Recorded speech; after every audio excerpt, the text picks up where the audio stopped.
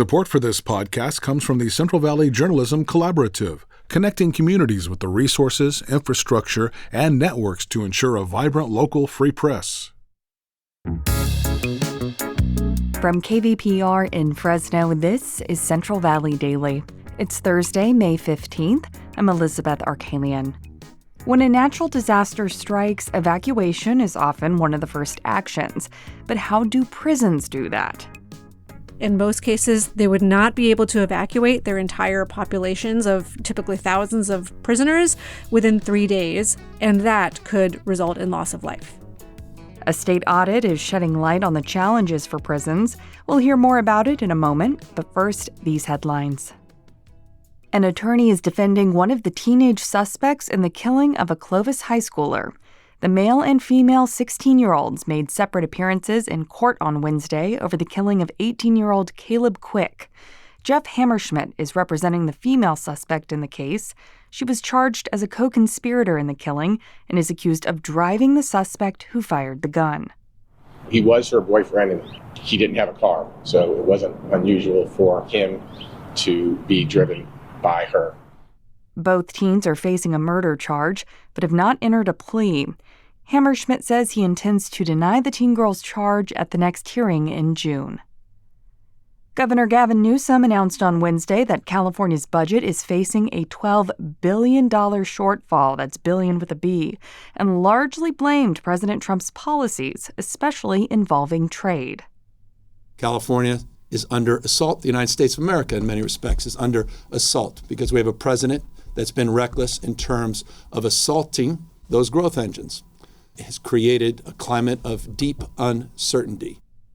Newsom presented his revised budget proposal, which projects a $16 billion loss in revenue compared to the budget he released earlier this year. Roseville Republican Senator Roger Niello says he's surprised Newsom isn't doing more to prepare for projected budget shortfalls in the coming years.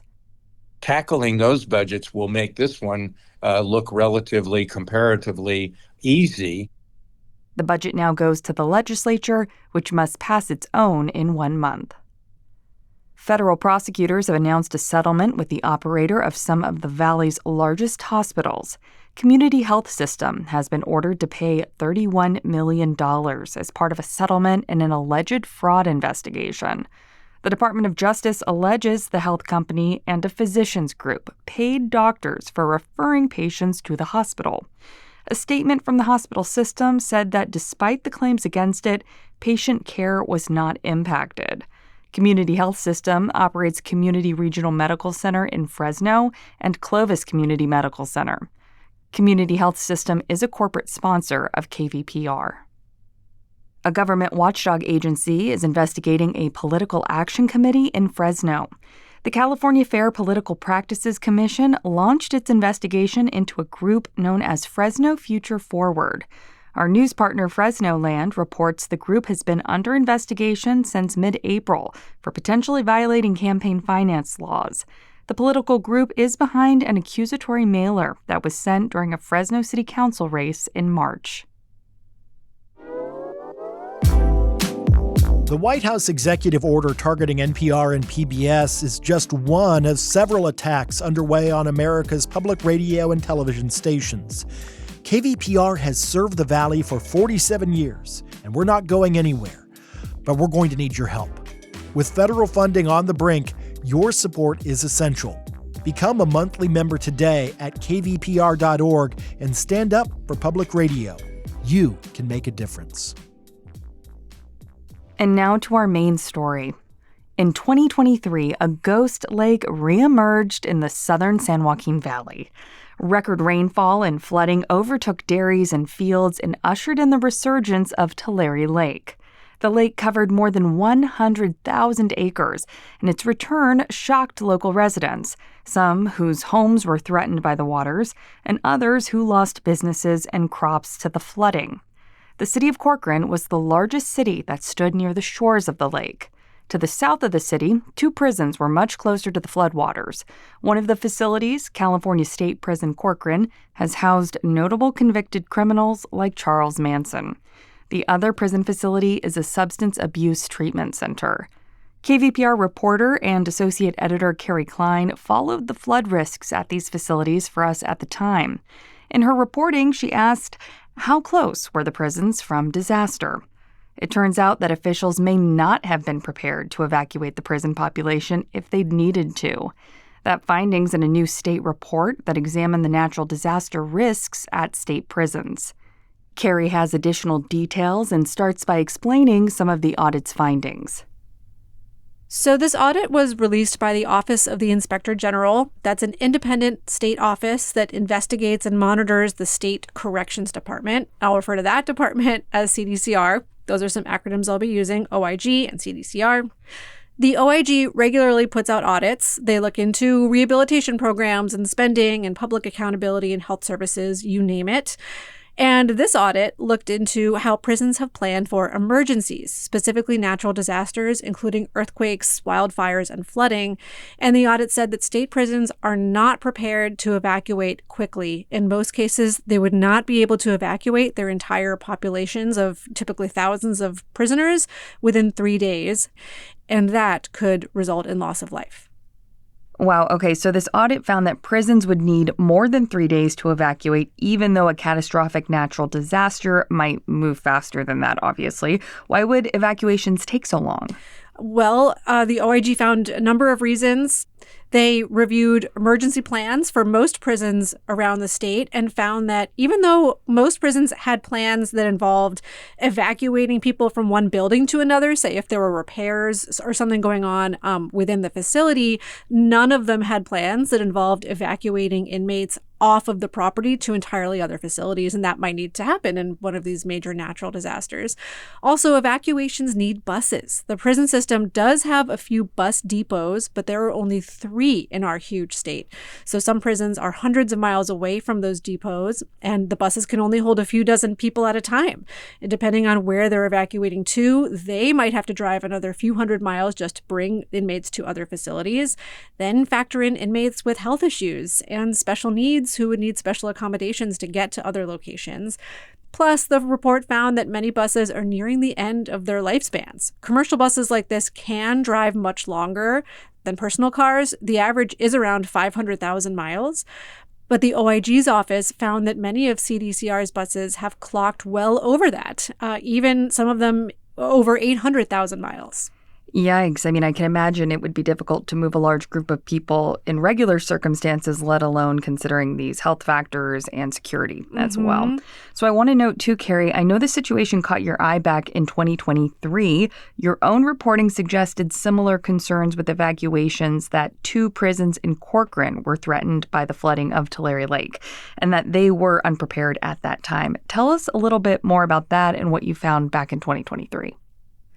Yeah, this was back when Tulare Lake was expanding rapidly, and we weren't sure just how big it was going to get, and water was rising at the levees that protect the prisons.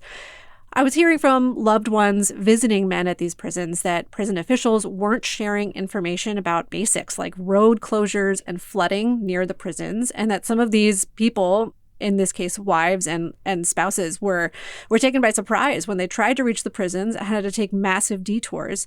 And then an inmate at one of these prisons in Corcoran, called the Substance Abuse Treatment Facility, he said something similar. He's a man we'll call Joseph. We used an alias for him because he feared retaliation from prison staff for talking to us.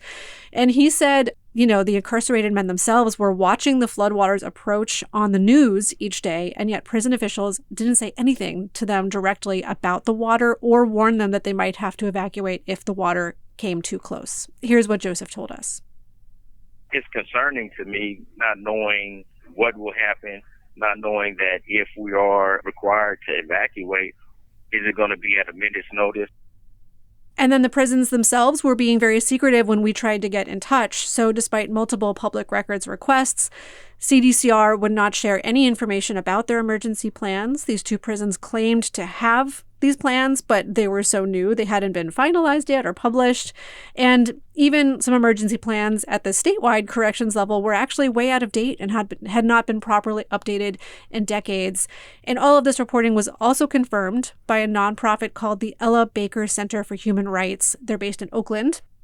And also in 2023, they published their own report showing that CDCR was woefully ill-prepared for natural disasters.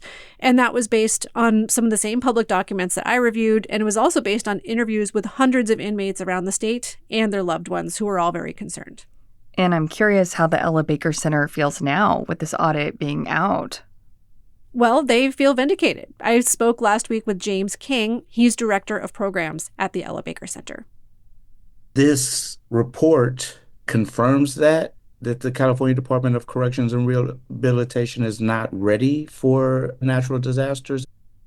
But of course, the important thing for these advocates is not to be proven right, but to actually see change occur. And King hopes that this becomes an opportunity for the prison system to update their emergency plans in a proactive way, and in a way that involves input from the incarcerated community and the counties where the prisons are located. Yeah, have you heard anything about how these types of evacuation plans could potentially impact communities where these prisons are located? Yeah, well, James King brought up a really good point, which is that prison safety is not just a prison issue, it's a community issue, especially when you factor in an evacuation of thousands of people at one time. Also consider that if a prison is evacuating due to, say, flooding, you've got to imagine lots of other nearby residents would be evacuating too, and they all need to share the same roads and evacuation routes. This is not just going to affect the people in the prison. This is also going to affect the people working at the prison. It's going to affect their families and ultimately spill over into all of the resources of the entire county. Like, everyone's going to be called into this. Everyone's going to have to hold the bag if this isn't addressed in advance. What have local lawmakers and law enforcement authorities had to say about this report? Well, the ones I've been in touch with have been surprisingly silent. I sent this report to some local sheriffs for their responses, particularly the sheriffs of Madera, Fresno, and Kern counties, which collectively house 8 prisons.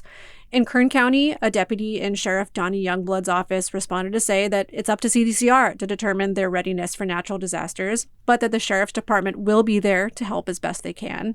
In Fresno County, I was told Sheriff John Zanoni had no comment on the report.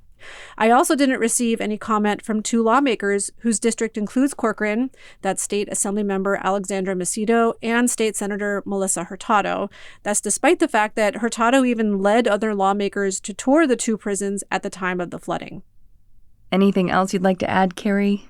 Yeah, I think that this lack of responses from these lawmakers and from law enforcement kind of shows that it is really difficult to plan for natural disasters, which we think of as being extremely rare and unlikely. They are very rare and unlikely, but they can be so devastating when they happen, and I think this is exactly what advocates like James King at the Ella Baker Center are concerned about, is that people won't take this seriously until it happens. So, he hopes that he and many others hope that this is an opportunity for the prison system to be really proactive about this right now. Kerry Klein, KVPR reporter and associate editor. Thanks for joining me. Thank you. And that's today's show. Today's episode was produced by Jonathan Linden and KVPR with support from the Central Valley Journalism Collaborative. I'm Elizabeth Arkalian. Find the latest local news anytime at kvpr.org.